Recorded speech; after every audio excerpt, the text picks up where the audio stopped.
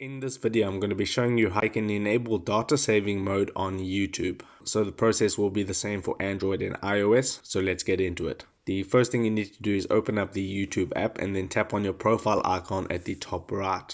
Then you want to tap on settings right at the bottom, and then the first option is general. Tap on general, and now you can see the fourth option is limit mobile data usage, only stream HD video on Wi-Fi. Enable that, and then you can go to muted playbacks in feeds, the next option. Tap on Wi-Fi only, and then you can scroll if you want to uploads, and that will specify if you can upload on any network or only on Wi-Fi. I only want to upload on Wi-Fi, so I select Wi-Fi, and now that is it. Data saving mode has been enabled. If you got some value out of this video, then I would appreciate it if you smash that like button and consider subscribing, because I'm uploading how-to videos about social media and your favorite apps every single day. So with that being said, I'll see you in my next video.